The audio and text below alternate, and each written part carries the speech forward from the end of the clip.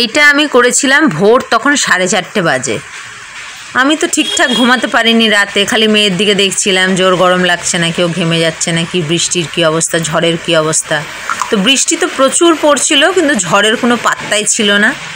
তো হঠাৎ বাইরের দিকে তাকিয়েছি, দেখছি এই চড়াই পাখিটা এইখানে আমাদের গ্রিলে এসে বসে রয়েছে। বৃষ্টি পড়ছিল তো, তাই গ্রিলে এসে বসে রয়েছে। তো সবাই ঘুমাচ্ছে, তা আমি একটুখানি ভাবলাম তোমাদের জন্য শ্যুট করি।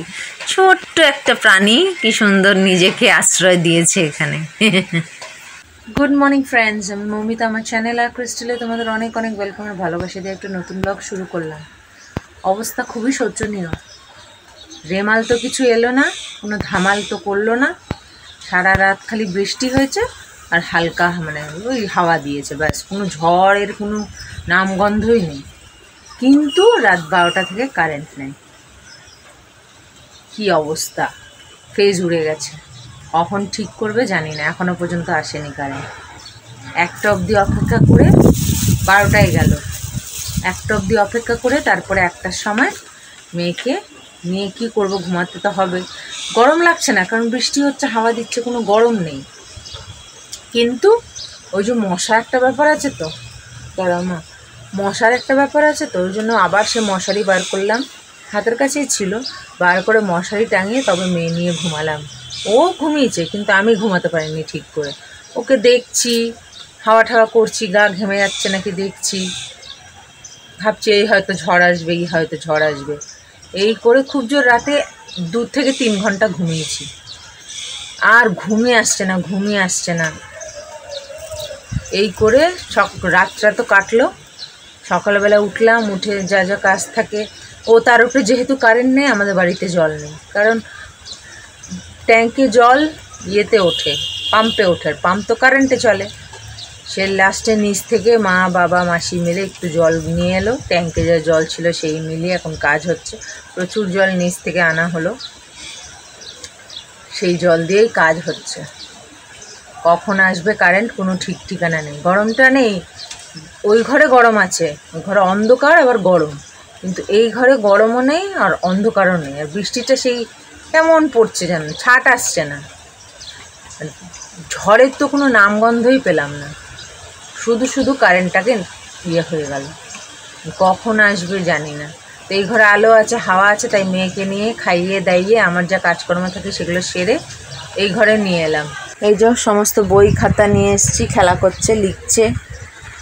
আর এই যে এইভাবে বৃষ্টি পড়ছে, জানলা খোলা, কোনো ছাট আসছে না, কিছু না, কিন্তু বৃষ্টি পড়েই যাচ্ছে। আর ঝড় বলে কিচ্ছু নেই, শুধু হাওয়া বয়ে যাচ্ছে। এই রেমাল আসবে, এই হ্যান আসবে, ত্যান আসবে, মানুষকে এমন করে ভয় খাইয়ে দিল। আমাদের এই ধারে তো কিচ্ছু বুঝতে পারলাম না, শুধু থেকে একটু হাওয়া দিচ্ছিল, অথচ কারেন্ট নেই। কারেন্টটা থাকলে এতটা দুর্ভোগ হয় না। কারেন্ট নেই যে কি অসুবিধা হচ্ছে। ওই ঘরে তো একদম অন্ধকার, এই ঘরে তো আলো বলে বাচ্চাটাকে নিয়ে পড়ে যাবে মা, বাচ্চাটাকে নিয়ে এই ঘরে আছে। দেখি কি হয়। খুব একটা শেয়ার করতে পারবো না, কারণ কারেন্ট নেই, তাই চার্জও বাঁচিয়ে চলতে হবে। এখন সামনে এসছি, আবার কখন আসবো সামনে জানি না। ঠিক আছে, পরে আসছি আবার। রাতের ঝড় সকালে উঠেছে।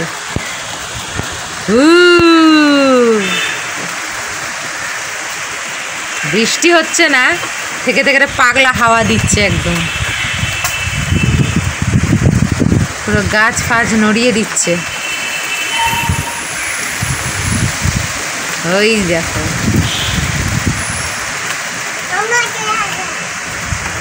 রাতের ঝড় দিনে দিচ্ছে।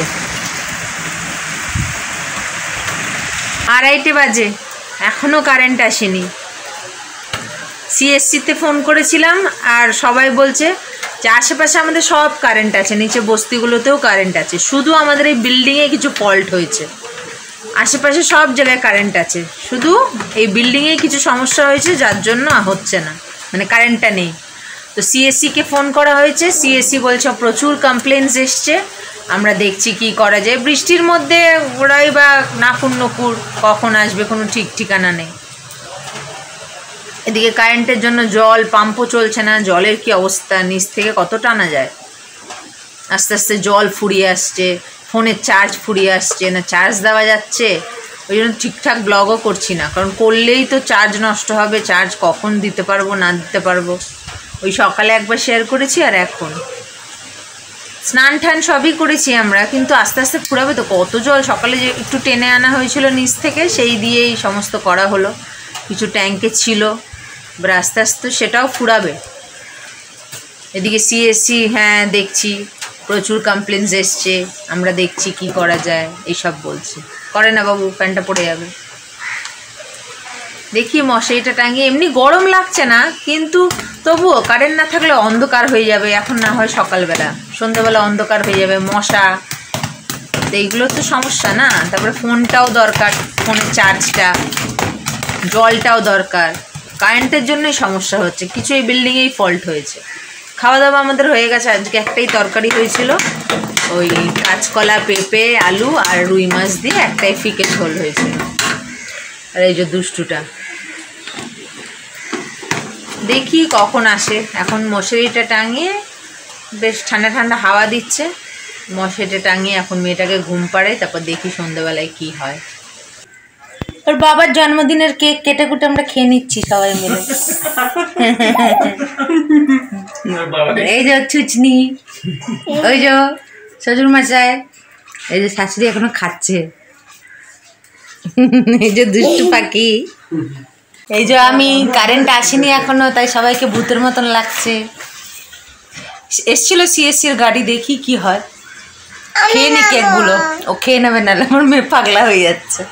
ঠিক আছে, 8:20, রাত 12টায় গিয়ে 8:20, মানে প্রায় 20 ঘন্টা এই হ্যাট্রিক করলো, ফার্স্ট টাইম এরম হলো। আমি ভেবেছিলাম শুধু আমাদের বাড়ি না, আশেপাশে আছে, কিন্তু ওই দিকটাতে এই মাঠটা সামনে চার্চটার আশেপাশেও ছিল না। এতক্ষণ ধরে, অনেকক্ষণ করে ট্রাই করে করে করে করে এদিক সেদিক বুঝতেই পারছিল না। এই 8:20-তে ঢুকলো, বাপরে বাপ, যেন জান এলো। আমরা তো মটিন না, ওই কচ্ছপ ধূপ এনে জ্বালিয়েছিলাম, কতক্ষণ হাওয়া করবো বাচ্চাকে। আদি যুগের দিদার লম্ফ ওইটা বেরিয়েছিল। আর এই যে দুষ্টু, অস্থির হয়ে যাচ্ছিল বাচ্চা, গরমে নয়, মানে অন্ধকারও কিছু করতে পারছে না, ওই জন্যে শান্তি পেলাম। বাবারে বাবা, এখন আর বকবক করছি না, ফোনটা চার্জ দিই।